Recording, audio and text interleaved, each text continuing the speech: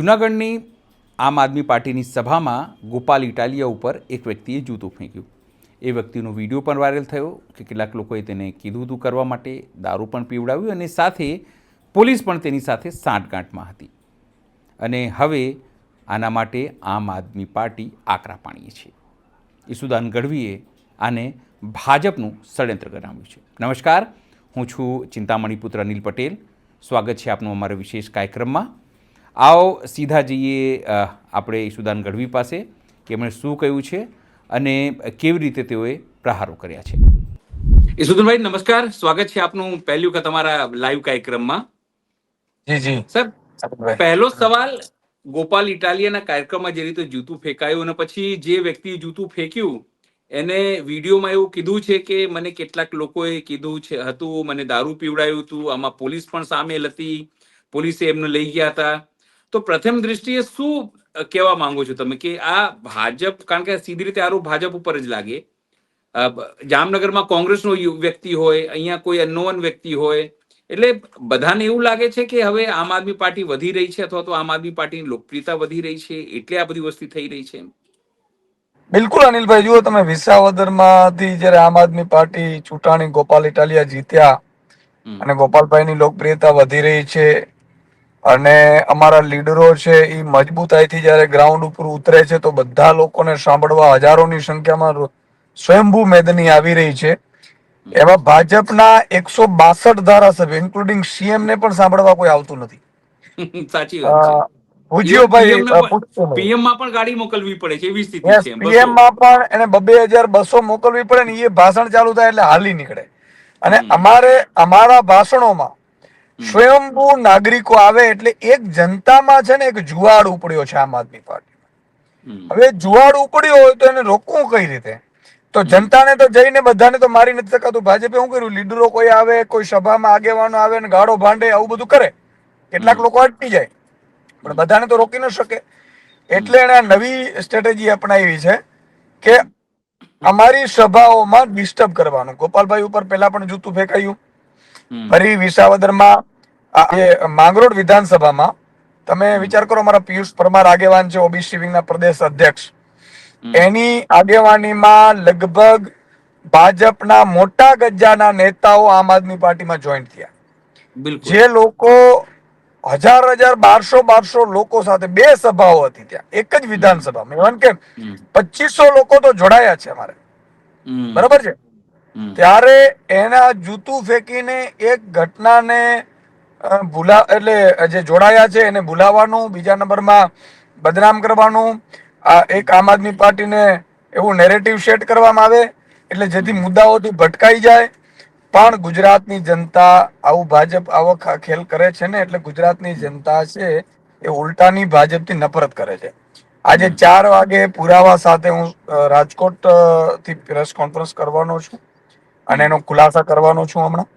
કે તમે વિચાર કરો, જે વિડીયો ભાઈનો આવ્યો છે એ સ્પષ્ટ બોલે છે કે ભાઈ મને રૂપિયા આપવામાં આવ્યા છે, દારૂ પીવડાવવામાં. એનો તમે વિચાર કરો, ભાજપના રાજમાં દારૂ વેચાય છે, એનો અર્થ એ થયો કાં તો ભાજપની તાકાત નથી રાજ્ય ચલાવવાની, કાં ભાજપ દારૂનો ધંધો કરાવડાવે પોલીસ પાસે, બરોબર છે. આજે ભાજપ કાનૂન વ્યવસ્થામાં પણ તમે જુઓ, ભાજપના નેતાઓ, ભાજપ છે કાનૂન વ્યવસ્થા સંભાળી નથી શકતી. કાં તો એ સંભાળી નથી શકતી, કાં તો એ મળેલી હોય ને ઈ જ કરાવડાવતી હોય. એટલે ગામનો, ખબર છે, મોનિટર, પેલો ગામનો તોફાની છોકરો એને ક્લાસમાં મોનિટર બનાવી દે એટલે ગામ આખું શાંતિથી બેસી જાય. પણ ઈ જ મોનિટરની સામે કોઈ સવાલ કરે ને એટલે ઝઘડા થાય. એમ અત્યારે ભાજપની સામે સવાલો થવા માંડ્યા છે. 30 વર્ષના કુશાસનથી લોકો પીડાઈ રહ્યા છે, ખેડૂતો પીડાઈ રહ્યા છે, મહિલાઓ પીડાઈ રહી છે, બેરોજગાર યુવાનો પીડાઈ રહ્યા છે. તમે જુઓ, તમામ જ્ઞાતિ જાતિઓને અંદરો અંદર ઝઘડા આવે છે, કાનૂન વ્યવસ્થા તળિયે ગઈ છે અને દરેક શહેરના કાંઠા ઉપર જુઓ, અહીંયા પોલીસ હપ્તા ઉઘરાવે છે, બરાબર. અને ચારે બાજુ ભ્રષ્ટાચાર થાય છે. એટલે ભાજપના કાર્યકર્તાઓ કંટાળી ગયા છે. આમ આદમી પાર્ટી જોઈન કરે છે, ભાજપ જોઈ નથી શકતું, એટલે આ ખેલ કરાવડાવે છે. અને મને લાગે છે કે હવે ભાજપને સત્તામાં નૈતિકતા હોય તો સત્તામાં રહેવાનો એક દિવસ પણ અધિકાર નથી. આ મંત્રી, મુખ્યમંત્રી. આ શરૂઆત પણ તમારા મોરબીમાં તમારા જ કાર્યક્રમથી થઈ હતી. એક વ્યક્તિ આવ્યો હતો અને સવાલ પૂછ્યું હતું અને પછી આ બધી વસ્તુઓ થઈ હતી. એના પછી તો સિરીઝ ચાલી, જાણે આ લોકોને ટેવ પડી ગઈ કે આપણે જેને ડિસ્ટર્બ કરીએ. પણ મને તો બિલકુલ એ જ નથી સમજાતું કે તમે મને એવું લાગે છે કે લોકોએ સ્વીકાર લીધું છે કે આજે નહીં તો કાલે તમે લોકો સત્તામાં આવશો અને એટલા માટે તમને અત્યારથી સવાલ પૂછતા કરી દઈએ. એટલે માનસિક રીતે આ લોકો સ્વીકાર લીધું છે કે આમ આદમી પાર્ટી, ઈસુદાન ગઢવી, ગોપાલ ઇટાલિયા, ચૈતર વસાવા આ તમામ લોકો કદાચ સત્તામાં હશે, સીએમ હશે, પીએમ હશે, મંત્રી હશે, એટલે સવાલ પૂછતા હશે. બિલકુલ. જો બે વસ્તુ છે, અત્યારે એટલા ગભરાઈ ગયા છે. એક તો અમને ઈ મોરલ ડાઉન કરવા માંગે. માન લો કે મોરબીમાં મારી સભાથી શરૂઆત, મોરબીમાં સભા કરવા ગયા. સભા કરવા ગયા એટલે એક તો પરમિશનો ના આપે અને અમારા નેતાઓને હેરાન કરે ને પાછું એમાં અકડે ઠઠ લોકો બેઠા હતા. એમાં એક વ્યક્તિ આવીને દિલ્હીમાં આમ થયું ને પેલામાં આમ થયું ને, તમે વિચાર કરો કે ત્યાં મોરબીની સમસ્યા એને દેખાતી નથી, નથી ઉદ્યોગોની સમસ્યા દેખાતી નથી, ભાજપ રસ્તાઓની સમસ્યાઓ, ગટર વ્યવસ્થાની સમસ્યાઓ નથી દેખાતી, કશું જ નહીં. બ્રિજ તૂટી પડ્યો, 140 લોકો મરી એની સમસ્યા દેખાતી નથી. કે આ અમારો કોમન પ્લોટ છે કે તમે વેચી મારશો તો લે. હવે ઈ કોમન પ્લોટ ભાજપ વેચે છે. તમે વિચાર કરો, રાજકોટ છે, વડોદરા છે, સુરત છે, જેટલા કોમન પ્લોટ હતો ને ભાજપે બિલ્ડરોને વેચી માર્યા. તો કામ તો ભાજપ કરે છે, તો ઈ કોમન પ્લોટ વેચવાનો આઈડિયો ભાજપ વાળા પાસે જ હોય. અને એટલે ઈ ભાજપનો જ વ્યક્તિ નીકળ્યો સાબિત થઈ ગયું. એટલે એને તમે સવાલ પૂછવાનો, તમે પછી મારા વ્યક્તિ કોઈ કાર્યકર્તા, આમાં શું છે, કાર્યકર્તાઓ તો ન પડ્યા, પણ કેટલાક લોકો એવા હોય ને કે અમારા સાથે લાગણીથી જોડાયેલા હોય, સમર્થક હોય, અમને કઈ કહે ને એટલે એને જૂનૂન ઉપડે. તો એક નાનકડી આમ થપલી મારી તો કે લાફાકાંડ થયો, લાફાકાંડ. અને મીડિયાએ પણ પછી ચલાવ્યું કે સુદાન ગઢવીની સભામાં પ્રશ્ન પૂછવાથી લાફાકાંડ થી. લે ભાઈ, એની પેલા ચલાવો ને કે આ સુદાન ગઢવી અહીંયા સભા કરે છે, હજારોની સંખ્યામાં મેદની સ્વયંભૂ આવે છે કોઈ બસ મૂક્યા વગર. પછી જુઓ તમે ગોપાલભાઈ ઉપર જૂતું ફેંકાયું જામનગરમાં. ત્યાં જામનગરમાં અમારા ચાલુ કોર્પોરેટર કોંગ્રેસના 3 જોડાયા છે, ચાલુ. બરોબર. પણ સુદાનભાઈ, મારે એક સવાલ છે. મીડિયાને કેવું છે, તમારા લોકોનું ભાષણ, તમારા લોકોની વિચારધારા એ કરતા જૂતું ફેંકાયું, લાફું કાંડ થયું, એમાં વધારે રસ હોય છે, મને એવું લાગે છે. એ તમારા લોકોનું ભાષણ કવર નથી કરતા. તમારા લોકોનું ભાષણ, સારા ભાષણો કવર કરવા હોય તો એ કવર નથી થતા, કે શું બોલ્યા, મુદ્દાઓ તમે શું ઉપાડી રહ્યા છો, એમાં રસ નથી મીડિયાને. મને એવું લાગે છે મીડિયાને આવી રીતે હોબાળો થાય, આવું નાનું મોટું થાય તો હેડલાઇન ફટફટ આવી જાય છે એમ. એટલે ગુજરાતમાં મીડિયાની ભૂમિકા બી ઘણી વખત શંકાસ્પદ આપણને લાગે છે એમ. નહીં, બિલકુલ લાગે. તમે વિચાર કરો, આજે હું આમ આદમી પાર્ટીનો પ્રદેશ અધ્યક્ષ છું. મેં લગભગ ઢગલાબંધ પીસી કરી હશે. એવી 4 ચેનલોના હું નામ આપી શકું કે જ્યાં મારી ઇન્ટરબાઇટ જ મનાઈ છે ચલાવવાની. અરે ભાઈ, હું ગુનો કર્યો છે ભાઈ? અમે પ્રજાના લોકો છીએ, પ્રજા માટે લડી છે, પ્રજા અમને પસંદ કરે. અને એટલે તમે જુઓ, ગુજરાતી મીડિયામાં ટીવીઓ કોઈ જોતું નથી, બધા સોશિયલ મીડિયા જોવા માંડ્યા. શું કામ ખબર છે? મીડિયાના માલિકો, એડિટરો, રિપોર્ટરો બિચારા સારા છે. મીડિયાના માલિકોને ભાજપે ચોખ્ખું કહી દીધું કે આમ આદમી પાર્ટીના પ્રવક્તાને નથી બેસાડવાના, આમ આદમી પાર્ટીના ખબર નથી કરવાની, ઈશુદાન ગઢવીની ઇન્ટરવ્યુ નથી ચલાવવાનો, બાઇટ નથી ચલાવવાની.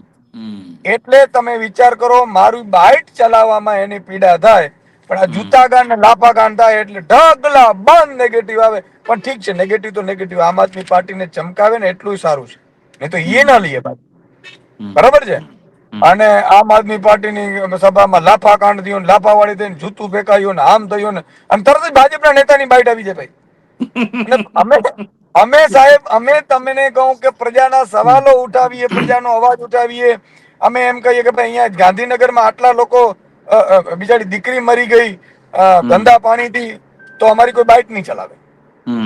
અમે વિરોધ કરીએ, અમારી બાઇટ નહીં ચલાવે. ખેડૂતો માટે રાજુ કરપડા ને 3 મહિના જેલમાં છે, બાઇટ નહીં ચલાવે કોઈ.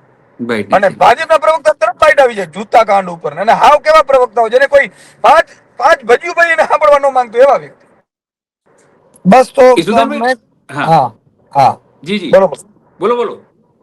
બસ તો આ જ મુદ્દાઓ છે. માની લો કે અમે મુદ્દા ઉઠાવીએ પ્રજાના, તોય મીડિયામાં ન આવે. જૂતા કાંડ એટલે ભાજપના નેતાનું નિવેદન આવી જાય, જેને ભાજપના નેતાને કોઈ 5 માણસ સાંભળવા તૈયાર ન હોય. અને એટલે જ મીડિયાની ટીઆરપી ઘટી ગઈ છે ગુજરાત. સોશિયલ મીડિયા ચમકી ગયું છે. અત્યારે લોકો પોતે સ્વયંભૂ હવે ફેસબુક, ઇન્સ્ટાગ્રામ લાઈવ કરે છે.